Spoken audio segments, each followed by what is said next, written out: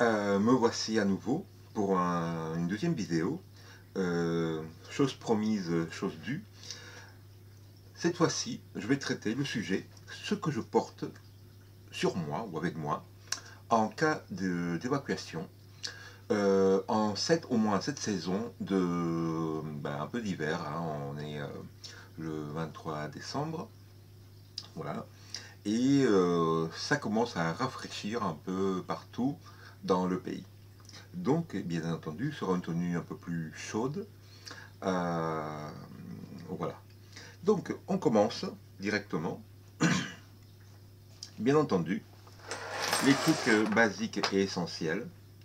Mon portable, mon portefeuille, avec documents, de l'argent, carte de crédit. Si il y aurait encore des guichets distributeurs utilisables, dont je pourrais éventuellement retirer. Ou des fois encore payer l'essence, l'aliment, etc. Ce qui manquerait avec une carte bleue. Voilà. Mais j'ai aussi du cash, à part l'argent que je porte dans mon haut dépôt. Les clés de la maison, voiture, etc. Bien. Euh, une montre, de type sportive, étanche, celle-ci étanche 2 mètres si je ne me trompe pas. Voilà, c'est pas une grosse montre, hein, voilà. Mais elle est plutôt solide, assez robuste comme on le voit. Elle résiste très bien à les chocs. Voilà. Donc une montre qui fasse chronomètre, lumière, différentes faisceaux horaires, alarmes, bien entendu. Voilà. Il y aura des montres qui pourront faire même boussole. Ça c'est très très bien. On va pas aller jusqu'à montres qui font GPS, étant donné que j'ai déjà un GPS ici sur mon portable et que dans mon sac à dos, je porte aussi un GPS, un petit GPS de randonnée que je montrerai quand je présenterai mon sac à dos. Donc voilà, donc une montre, voilà, des lunettes, de soleil, bien entendu pour se protéger de la lumière du soleil dans la journée, mais des lunettes qui peuvent être modulables et donc dont les verres on peut les échanger. Donc des verres jaunes pour tout ce qui est basse lumière, des temps couverts, nuageux, etc. Donc le jaune va rehausser le peu de lumière qu'il y a. Et des verres totalement transparents pour la nuit. Pourquoi la nuit? Parce que des fois, il peut s'avérer qu'on devrait progresser la nuit et certainement en forêt. Et du coup, il y a des branches, il y a des feuilles qui sont à hauteur de la tête. Et ce serait très dommage de se blesser les yeux, organe hyper important pour l'être humain. Si bien tout organe est important, bien entendu, mais en cas d'urgence d'évacuation, les jambes et les yeux sont très très importants. Voilà. Donc, les protéger, c'est assez impératif pour une situation d'urgence d'évacuation. Donc, des lunettes qui peuvent s'adapter un peu partout. En plus, ce modèle de lunettes, il y a un dispositif, voilà, pour des gens qui portent des lunettes de vue. Et ben justement, ils peuvent adapter ici des verres de vue. Et cet élément va s'installer là. Il y a 2 pins justement qui vont pouvoir s'insérer, voilà, comme ceci. Et donc vous avez vos lunettes de vue en plus de tout ce qui porte bois pour bois. Donc c'est vraiment très polyvalent ce type de lunettes. C'est la marque BBB, voilà, très bonne marque vraiment. Ils font des lunettes surtout pour le sport, vélo, course, etc. Donc des lunettes qui peuvent s'adapter vraiment dans toutes circonstances, dans toute situation. Comme je l'ai toujours dit, apporter des affaires qui peuvent faire plusieurs choses à la fois. Dans le domaine de la survie, c'est très important. Ce que j'apporte avec moi aussi en tant qu'équipement, c'est une radio, une Talkie-Walkie, mais assez puissant quand même. C'est pas les Talkie-Walkie qu'on trouve dans les commerces en général, qui utilisent surtout les enfants, hein, pour s'amuser. Ça, c'est les Talkie-Walkie qui ont une puissance entre 500 et 600 milliwatts, donc un demi-watt à peu près. Celui-ci, par exemple, qui est un très bas de gamme, hein, voilà, c'est un petit modèle de Baofeng. Celui-ci, il a 3 puissances, donc il commence avec 1 watt, déjà c'est le double, hein, vous voyez que les Talkie-Walkie communs, on va dire. Il a une puissance de 4 watts et il peut monter jusqu'à 8 watts. Donc c'est pas mal, c'est vraiment pas mal. On peut avoir une portée à peu près de 8-10 km, mais on peut vraiment doubler ou quadrupler sa portée largement avec une antenne. Alors j'ai une astuce, c'est qu'avec une pince croco, ici, j'attache une antenne, un câble, voilà, qui fait office d'antenne, très fin, de à peu près 10 mètres de long. Et au bout du câble, je vais attacher un ballon de fête, voilà, et transparent et opaque, gonflé avec de l'hélium ou de high float. Voilà, apparemment c'est un gaz qui est meilleur que l'hélium, ça tient beaucoup plus de temps. Et le ballon va monter en hauteur. Ce qui est bien, ce ballon qui est transparent et la surface mate, c'est que il est très difficile d'être repéré. Souvenez-vous que on fait profil bas dans 80-90% des cas.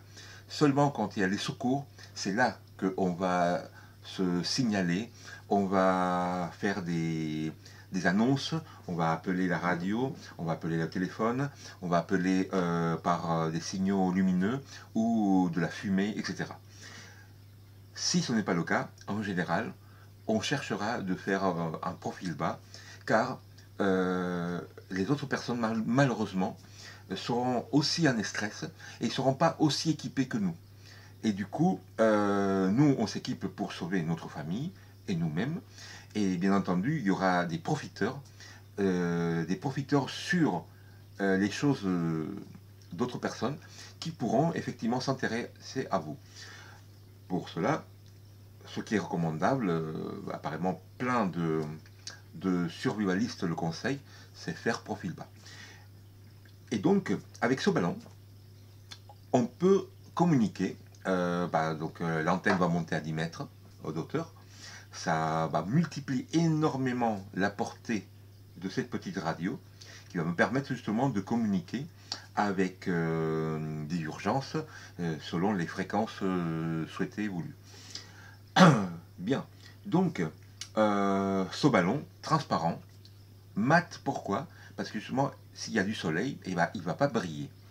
Et transparent, comme ça, il prend la couleur de son environnement. S'il y a un ciel bleu, il sera bleu. S'il y a un ciel nuageux, il va prendre vraiment la couleur de son environnement. Donc il sera très très difficile à être repéré.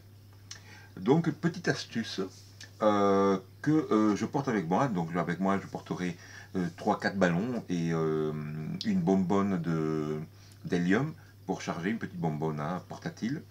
Et les 10 mètres de câble qui sont vraiment très très fins. C'est pratiquement la moitié de diamètre, c'est 1 millimètre, vraiment c'est très fin. Voilà, donc ça pèse que dalle, hein. Et le ballon n'a aucun problème, je l'ai testé, il n'y a aucun problème de le faire monter à 10 mètres facilement. Donc, voilà pour ce qui est des équipements. Alors, un petit additionnel, moi je ne fume pas mais je vape, donc j'apporte avec moi ma cigarette électronique et un réservoir de liquide, voilà, pour la cigarette. Donc c'est un tube, un méca, facile à transporter, hein, ce n'est pas vraiment encombrant du tout, ce n'est pas lourd non plus, voilà. Donc bon, ça c'est un petit surplus pour les moments un peu de calme, de tranquillité, qu'on veut se détendre un peu et profiter d'une bonne vape. Bien. Maintenant, ce que mes habits, donc ce que je porte sur moi. On va commencer par les chaussures. Donc des chaussures de randonnée, c'est pas vraiment des rangeurs. Euh, Déjà que ma tenue et mon matériel est tactique, je ne veux pas rajouter en plus à mettre des rangeurs et voilà, me faire passer par un militaire, un paramilitaire ou un truc, je ne sais pas, de ce genre-là. Donc non, je porte des chaussures comme celle-ci, de randonnée, des modèles bottes, je conseille, pour tenir les chevilles. C'est un peu plus lourd, je vous l'avoue, mais je préfère porter quelques centaines de grammes de plus, mais être sûr que mes chevilles vont vraiment être protégées par les chaussures. Le pire qui peut nous arriver, c'est qu'on se blesse les pieds, les jambes, voilà, tout ce qui est notre moyen de transport, il faut vraiment les préserver au maximum. Donc, des chaussures de ce style-là, très solides, vraiment très sympathiques, ça je l'ai acheté à Decathlon. D'accord. Après, comme habit, j'apporte avec moi, voilà, une casquette bleue. Bon, celle-ci, c'est des forces aériennes, machin, bon. Mais ça peut être n'importe quelle autre casquette, ou une casquette un peu camouflage, si vous voulez, voilà. Donc, une casquette, très important pour protéger la tête. Soleil, voilà, même un peu de froid, voilà. Une ceinture, je peux faire ceinture en cuir, avec double passant, très simple, voilà, rien de compliqué. Cuir, c'est très costaud vraiment. Et en plus, ça peut me servir pour reprendre un petit peu l'affûtage de mes couteaux. Un peu comme les barbiers le font avec leur coupe-chou. Bah, là, je pourrais le faire avec une lame, avec un couteau. Donc toujours trouver plusieurs utilités à même objet. Des chaussettes, bien entendu, slip, voilà, hein, boxer, etc. Euh, une écharpe, c'est un produit militaire, mais il n'est pas camo, il n'est pas couleur vert olive, vert militaire ou kaki, voilà. C'est bleu marin. Alors ce qui est très sympa de cette écharpe, c'est que elle est vraiment très très fine. On peut voir même à travers, voilà. Et donc ça nous permet de l'utiliser comme contre les moustiques, par exemple. Ou s'il y a de la poussière, et ben ça va filtrer justement la poussière. S'il y a beaucoup de vent, etc., on pourra progresser malgré ça. Ça peut nous servir pour filtrer de l'eau aussi. Et bien entendu pour nous protéger contre un peu le froid ou la chaleur, pour nous rafraîchir, on peut le mouiller, voilà, et garder un peu d'humidité sur soi quand il fait trop chaud. En cette saison de froid, on va le garder plutôt sec pour un petit peu se protéger contre le froid, bien entendu. Bien. Un t-shirt, manches longues. Les manches longues vont permettre de protéger s'il y a du soleil, contre le soleil. S'il y a un peu des insectes, etc., eh bien, ça peut aider un petit peu à se protéger aussi, voilà, des tiques, pas vraiment les moustiques passent, en fait, leur aiguille passe à travers, hein, mais sinon, voilà, ça donne une protection additionnelle. Et s'il fait chaud, il suffit juste de remonter les manches, et voilà. Finalement, le pantalon, un pantalon de randonnée, avec 4 poches, donc les poches classiques, voilà, et les poches à hauteur des cuisses. Okay, donc des poches vraiment assez grandes, spacieuses, on peut porter plein de choses dedans. Et finalement, la star de mes habits, une veste 3 à 1. Ce que je vous suggère, c'est porter une veste de ce type-là, 3 à 1. C'est-à-dire, il y a la veste qui est à la fois imperméable et coupe-vent, et à l'intérieur, vous avez la doudoune. La doudoune qui va tenir vraiment très chaud, et il y aura un espace entre les deux, donc un peu d'air chaud ou frais, ça dépend de, mais surtout c'est pour le froid, hein. Donc ce sera de l'air chaud, pas du tout l'air frais, excusez-moi, ce sera de l'air chaud qui va être un peu gardé entre les deux couches, entre la partie extérieure et la doudoune. Donc ça va isoler davantage contre le froid. Ce qui est bien, c'est que cette doudoune, elle peut être dissociée totalement. Donc on peut l'enlever totalement. Il y a des fermetures éclair ici, des attaches, par exemple, voilà, là. Ok. Et au bout des manches aussi, il y a des attaches. Voilà, donc on les défait tout ça et on peut l'enlever. La capuche aussi, qui est chaude. Voilà. Donc il y a un revêtement un peu comme la doudoune. Elle se règle, bien entendu. Voilà, il y a le système de réglage ici. Il y a ce petit surplus, voilà, qui fait que s'il pleut, bah, l'eau ne rentre pas dans les yeux. Voilà, c'est très pratique. Et la capuche aussi peut être enlevée. Donc on a les attaches ici et dans les côtés. Là. D'accord. Voilà. Donc vraiment modulable. Très sympa comme matériel. Alors, ce qui m'a plu davantage, c'est que c'est une veste qui ne ressemble pas vraiment, si on pourrait dire, à une veste de randonnée. Enfin, on dirait une veste pour sortir. C'est très classe, je trouve, très sobre, couleur gris, un peu gris acier, on pourrait dire. Ce qui m'a plu aussi, c'est que les poches, qui sont assez grandes quand même, eh ben, ils ne sont pas à l'extérieur. Et elles ne se gonflent pas. C'est à l'intérieur. Ça, c'est très, très sympa, vraiment, je trouve. Et bien entendu, ici, je ne sais pas si on arrive à le voir. Je vais faire un peu d'ombre. Comment faire? Ah, non, non, même pas. Bon, c'est pas grave. Mais croyez-moi, c'est marqué moins 20 degrés. Testez. Et je vous assure que ça doit être vrai parce que dès que je le mets, je transpire. Même en pleine nuit, en plein saison Noël, eh bien, j'ai hyper chaud. Donc, certainement, c'est vrai ce qui est dit, car je ne peux pas la fermer. Dès que je la ferme, c'est le sauna total. Voilà. Donc, très très bonne et très belle veste, j'adore.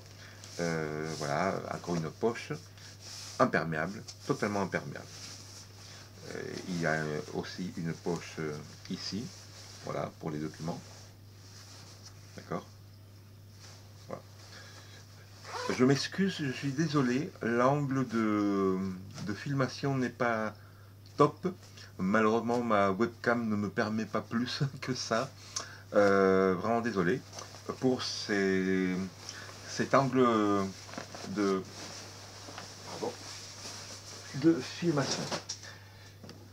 Voilà, donc j'ai fini. Petite vidéo, pas si longue, avec ce que je porte avec moi. Bien entendu, on peut complémenter avec plein d'autres choses, peut-être une lampe frontale, etc. Bon, ça c'est du additionnel. Des gants, mais comme j'ai déjà des gants dans mon EDC, je les porte pas avec moi. Je ne vais pas porter des gants chauds, des gants pour travailler. Non, j'apporte une seule paire de gants, c'est tout.